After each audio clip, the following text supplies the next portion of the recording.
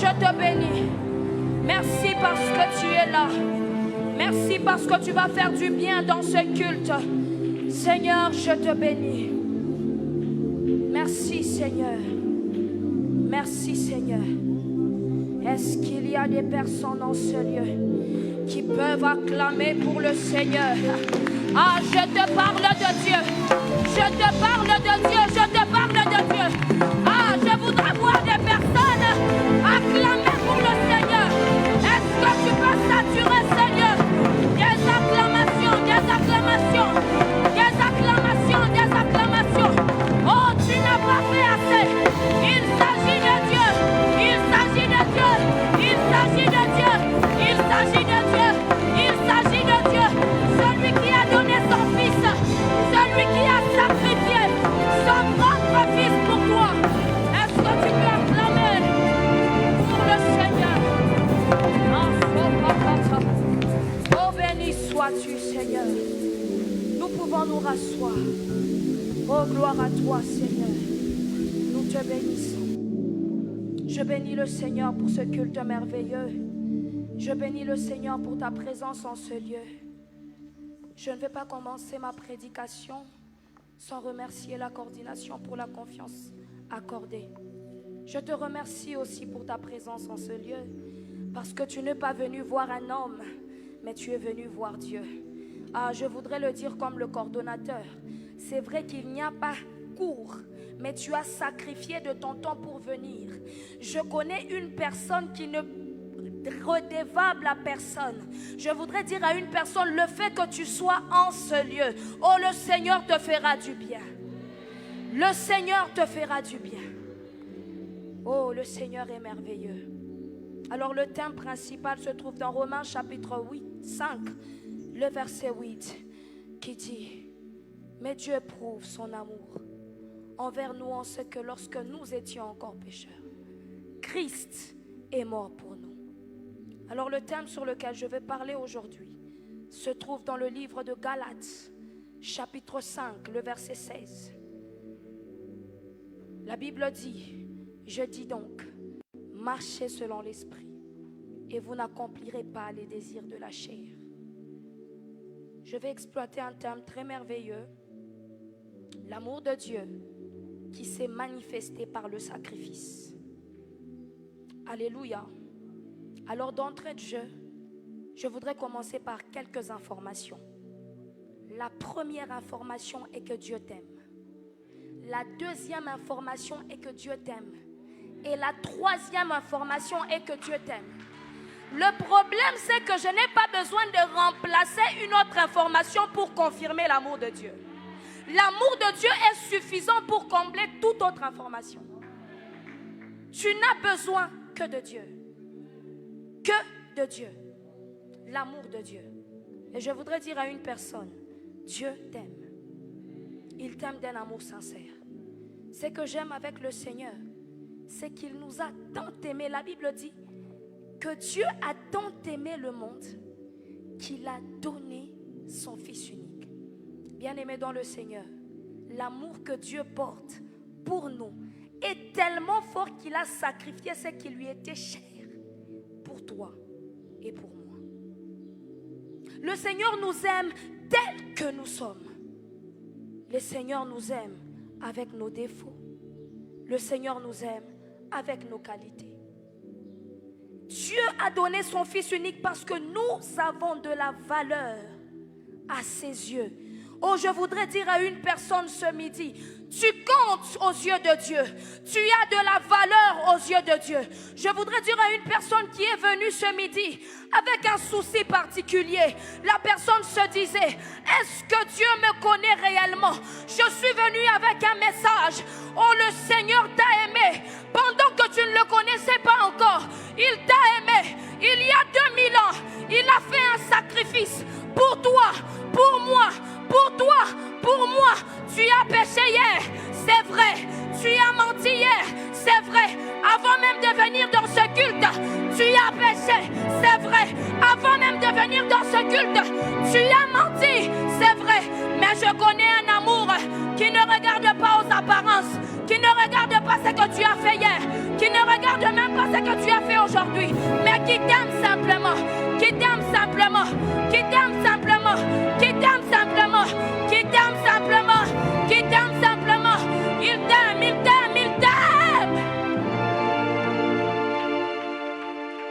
Il t'aime d'un amour sincère. Oh, c'est que j'aime avec le Seigneur. Le sacrifice qu'il a fait était suffisant. J'ai dit bien suffisant. La Bible est en train de dire, tu n'as accepté ni holocauste, ni offrande, mais tu m'as formé un corps. Bien-aimé dans le Seigneur, les sacrifices humains devaient être renouvelés chaque année. Mais ce que j'aime avec Dieu, c'est qu'il a vu que le bélier avait encore un certain problème. C'est-à-dire que lorsqu'on devait demander pardon et se purifier, on devait offrir un sacrifice expiatoire. Alléluia. Mais Dieu a regardé. Il a dit, merveille ma fille, au-delà de ce sacrifice, je vais t'offrir mon fils, afin que lorsqu'il viendra, son sang sera suffisant, non plus pour expier, mais pour ôter les péchés. C'est comme ça que Jean-Baptiste a compris. Il a dit, voici l'agneau de Dieu. Ce midi, je suis venu dire à une personne, voici l'agneau de Dieu. Voici l'agneau de Dieu. Voici l'agneau de Dieu. Qui fait quoi? Qui ôte le péché du monde. Qui ôte le péché du monde. Le sacrifice de Dieu a été suffisant pour toi et pour moi. Pour toi et pour moi. Je voudrais encore le dire. Jésus, son amour seul a été suffisant pour toi et pour moi. Mais seulement, il a besoin d'une chose, que tu l'acceptes. C'est que j'aime avec Dieu. Il a les bras grandement ouverts. Il est là en train de dire, ma fille, tu passes par un moment de dépression, je le sais. Tu pleures tous les jours dans ta chambre, je le sais. Tu as des problèmes tous les jours, je le sais. Mais je suis là, mes bras sont grandement ouverts. Je t'aime tellement, je t'aime. Ce midi, le Seigneur est venu t'accorder son amour. Son amour. Il t'aime tellement. Seulement, il a besoin d'une chose. Que tu l'acceptes. Que tu l'acceptes. Que tu l'acceptes. Je voudrais dire à une personne. Le Seigneur te veut. Le Seigneur te veut. Tout ce qui intéresse Dieu, c'est la relation qu'il a avec toi. C'est la relation qu'il a avec toi. Ce que tu fais dans le secret, ça ne l'intéresse pas. Ce que tu as fait hier, ça ne l'intéresse pas. Ce que j'aime avec Dieu, c'est qu'au-delà de l'amour de Dieu, au-delà de l'amour des hommes, Dieu nous aime sans intérêt. Dieu nous aime sans condition. C'est vrai, pour qu'un homme t'aime, il te demande quelque chose en retour. C'est vrai, je vais t'aimer, mais qu'est-ce que tu me donnes en retour? Mais ce que j'aime avec Dieu, c'est que même lorsque nous n'avons rien à lui donner, même lorsque nos sacrifices étaient insuffisants, il nous a donné Jésus. Il nous a donné son Fils unique. Il nous a donné Jésus. Il nous a donné Jésus. Il a fait de nous un royaume et des sacrificateurs. Il a fait de nous un royaume et des sacrificateurs. Un royaume et des sacrificateurs. Mais seulement je veux toucher le verset du jour, Galates 5, chapitre 16. La Bible est en train de dire, marchez selon l'esprit et vous n'accomplirez pas le désir de la chair. Alléluia. En faisant mes recherches, j'ai compris une chose. La marche dont on est en train de nous parler, on ne parle pas d'une marche physique. On parle d'un mode de vie. Alléluia. Un mode de vie. Ce midi, je ne suis pas venue condamner une personne, mais je suis venue te proposer quelque chose. Je suis venue te proposer l'amour de Jésus. Ce que j'aime avec Dieu, c'est que nous avons essayé. Au sans Dieu, nous essayons de plaire à Dieu. Sans Jésus, nous essayons de nous adapter afin de plaire à Dieu. Mais lorsque nous acceptons Jésus dans notre vie, Christ vient, non pas seulement pour nous convaincre de l'état de notre péché, il nous aide aussi. Il a dit, tel je suis, tel vous êtes. Tel je suis, tel vous êtes. S'il est saint, tu peux aussi être saint. Tu peux aussi l'être. Tu peux aussi l'être. Ce que j'aime avec Dieu, c'est qu'il a besoin seulement d'une seule rencontre. D'une seule, seulement. Une seule rencontre. Une seule rencontre. Une seule rencontre. Il n'a pas besoin que tu puisses trop le côtoyer. Mais lorsque tu le rencontres simplement, il change ta vie. Les hommes peuvent dire, dis-moi qui tu fréquentes. Je te dirai qui tu es. Mais moi ce midi, je viens te dire, dis-moi qui tu as rencontré. Je te dirai qu'est-ce qu'il fera de toi. Qui tu as rencontré? Qui tu as rencontré? Qui tu as rencontré? Ce midi, je suis venu te présenter Jésus. Je suis venu te présenter Jésus. Qui t'aidera à marcher selon l'Esprit. À marcher selon l'Esprit. C'est vrai que tu as accompli les désirs de la chair jusqu'à présent. Tu as essayé par toi-même. Tu as essayé par toi-même. Hier, tu as demandé pardon. Mais tu te rends compte qu'aujourd'hui, tu as encore péché. Hier, tu as demandé pardon. Tu es en train de rentrer. Tu te retrouves en train de rentrer. Tu te retrouves en train de rentrer. Il y a une force qui te remet. Il y a une force qui te remet. Ce midi, le Seigneur te présente son aide. Sa main est là, sa main est là, sa main est là. C'est que j'aime avec Dieu, c'est que sa main est très longue pour venir te prendre dans la fosse où tu es. Peut-être que tu penses que la fosse est déjà longue. Écoutez, Jésus a accepté d'entrer dans le tombeau de Lazare qui sentait déjà. C'est que ton péché ne fait pas peur à Dieu. Si l'état de Lazare pouvait faire fuir ses propres sœurs, je voudrais dire à une personne, ton état ne fait pas fuir Dieu. Ton état ne fait pas fuir Dieu. Au contraire, il t'aime. Il t'aime. Il t'aime d'un amour sincère. D'un amour sincère. Et ce que j'aime avec Dieu, c'est que lorsqu'il vient dans la vie d'un homme, il commence à transformer petit à petit sa vie. Il commence à changer petit à petit sa vie. Il commence à la changer. Il commence à changer. Je veux rentrer dans l'histoire de la femme samaritaine. La Bible est en train de dire que lorsque Jésus a tout dit sur la femme samaritaine est rentrée pour dire, écoutez, cet homme m'a dit tout ce qui concerne ma vie. Mais lorsque vous descendez avec le verset, j'aime beaucoup ce que ce peuple a dit. Ce peuple va aller voir la femme pour lui dire, à présent nous croyons, non pas parce que tu nous as dit qu'il t'a dit, mais parce que nous-mêmes nous avons expérimenté quelque chose. Je voudrais dire à une personne, la transformation que tu recevras de Jésus fera en sorte que ton entourage, que ton environnement, reconnaisse la grandeur de Dieu. Je connais un Dieu qui sait transformer la vie d'un homme. La vie d'un homme, il est capable de prendre une prostituée pour qu'elle soit un témoignage. Qu'est-ce que les hommes disent de toi? Qu'est-ce que tes proches disent de toi? Ce midi, je suis venu te proposer celui qui peut changer même ton identité. Même ton identité. Qui d'autant que tu es?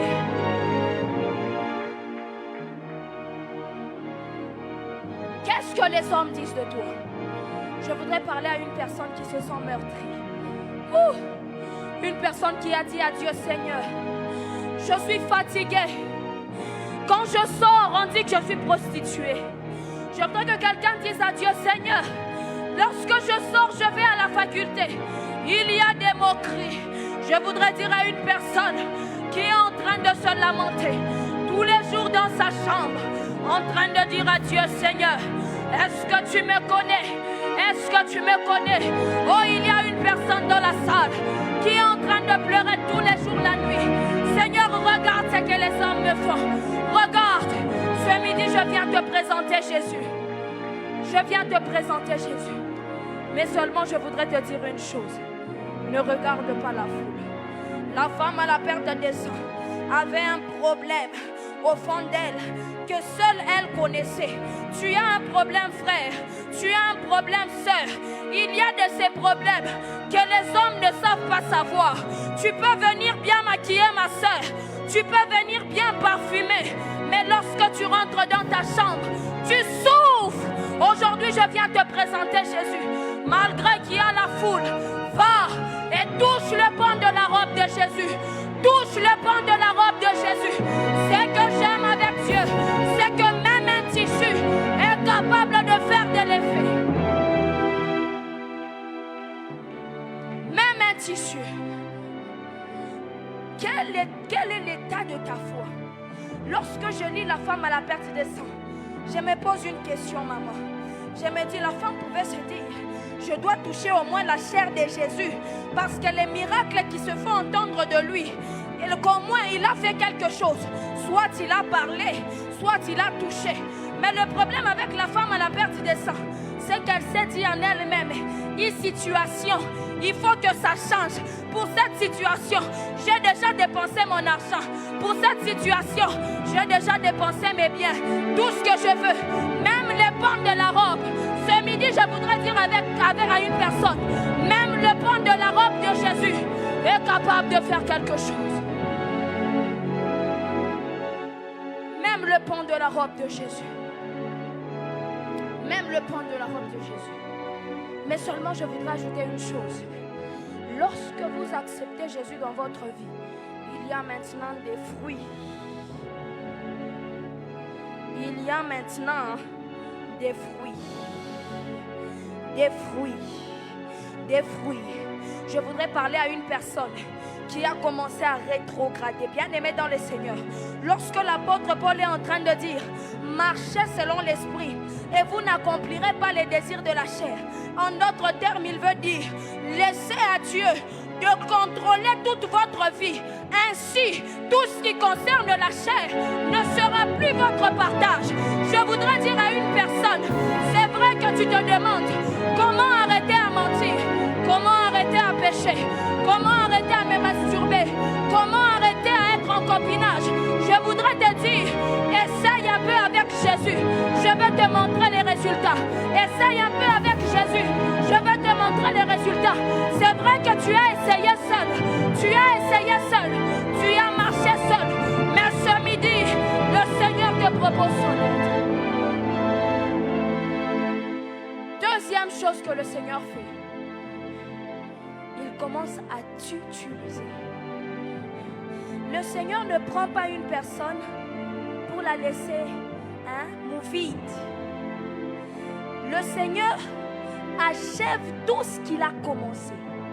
Mais simplement, lorsque tu l'accordes l'accès à ton cœur, il commence à transformer, il commence à changer. Tu es maintenant comparable à l'argile dans les mains du potier. C'est-à-dire que lorsque le potier veut que l'argile soit comme ça, l'argile va comme ça. De la même manière, lorsque Jésus veut que tu ailles à droite, tu vas à droite.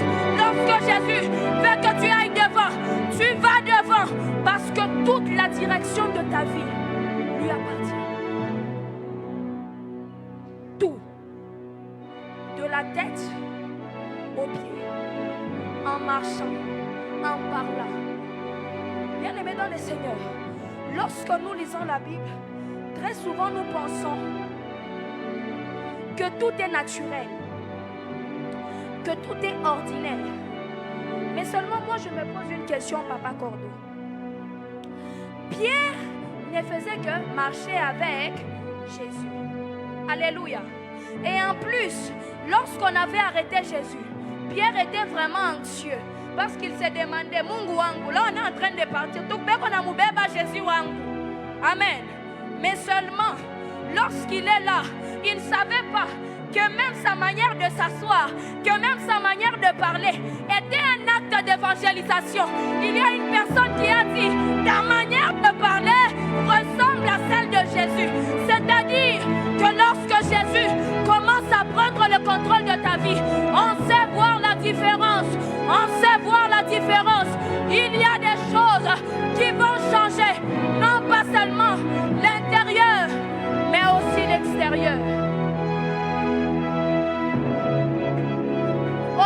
l'extérieur. Aussi l'extérieur. Aussi l'extérieur. Alléluia. C'est comme ça que je voudrais dire à une personne. Lorsque Dieu commence à changer la vie d'une personne, il y a des moments donnés, il y a des choses qu'on doit refuser. Alléluia.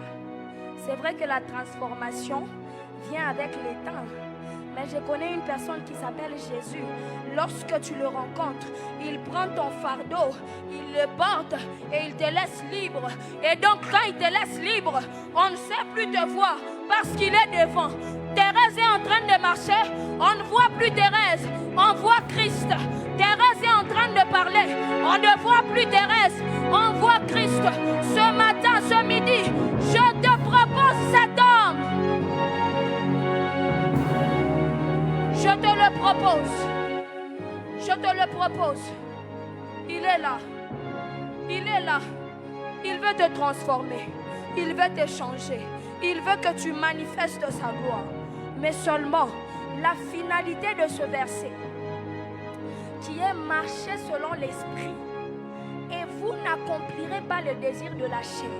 Lorsqu'on essaye de comprendre dans le langage assez facile, lorsqu'on parle de la marche, on vise quelque chose, la destination.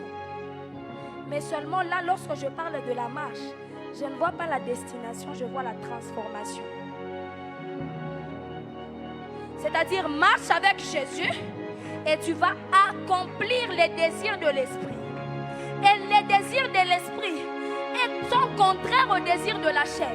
C'est-à-dire que tu ne peux pas me dire que je vais marcher avec l'esprit, mais un pied un peu dans le monde. Lorsque Jésus vient, il te prend du monde, il t'enlève du monde, il t'arrache du monde, il te prend, il te prend, il te prend.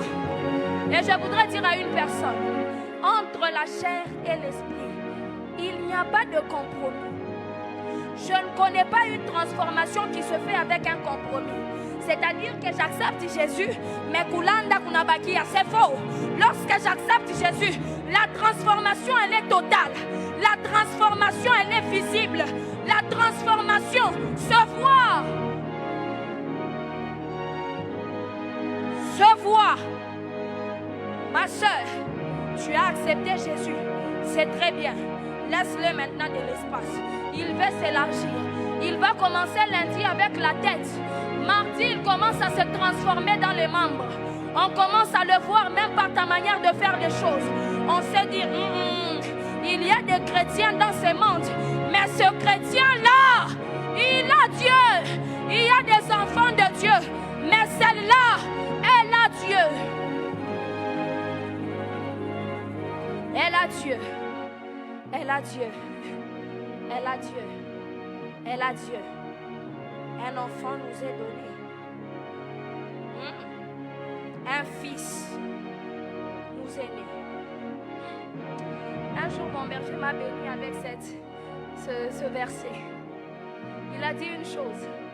Avec Dieu, lorsqu'on regarde un enfant, on voit une personne qui n'a pas encore de volonté. Alléluia. Mais lorsqu'on parle de fils, on voit une personne qui a acquis une certaine maturité. C'est-à-dire que le fait que Dieu ait donné Jésus n'était pas qu'un enfant. Parce que même étant un enfant, dans, comment on appelle encore, pendant qu'il était en train de parler avec les sacrificateurs étaient en train de dire, cet enfant, d'où lui vient cette sagesse? C'est-à-dire que lorsque Dieu te donne son fils, il ne te donne pas quelque chose d'immature. Il te donne quelque chose de très mature.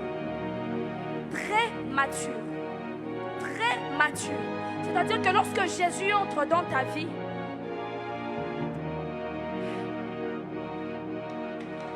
lorsque Jésus commence un travail dans ta vie, bien-aimé dans le Seigneur, je vais le répéter, je l'ai déjà dit un jour, tu deviens dangereux.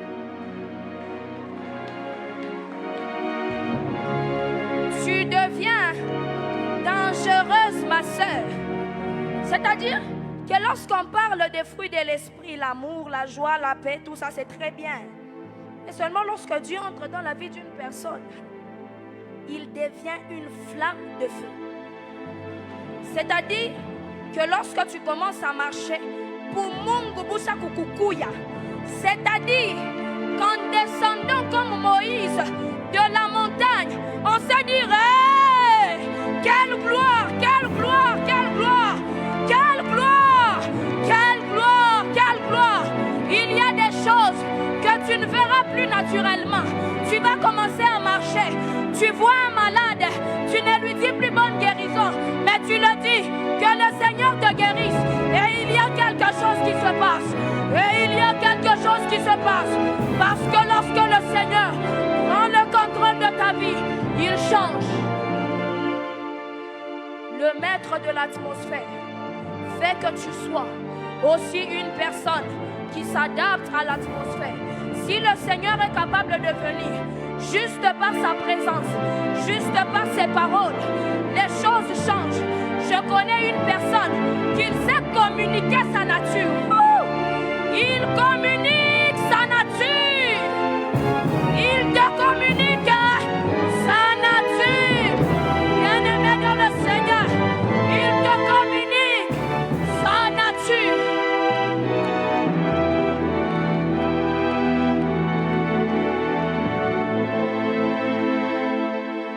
Communique sa nature. C'est-à-dire que dans la nature de Dieu, tout ce qu'il porte, tout ce qu'il a, vous savez, la Bible dit vrai, nous avons choisi la bonne part. Je voudrais te dire, toi qui as déjà accepté Jésus, tu as choisi la bonne part. Parce que je connais un Dieu qui n'est pas chiche avec sa gloire. C'est-à-dire que lorsque tu l'acceptes, il te communique même sa gloire. Il te communique même sa gloire. Quand l'Esprit de Dieu sera venu, il vous conduira dans la vérité tout entière. Car il ne parlera pas que de lui-même, mais tout ce qu'il aura entendu, il vous l'annoncera. Il vous l'annoncera. Le Saint-Esprit annoncera les choses à venir. Il manifestera sa gloire au travers de toi. Au travers de toi. Il y a des vies qui changent lorsque le Saint-Esprit prend le contrôle de la vie d'une personne. Il y a des vies qui changent.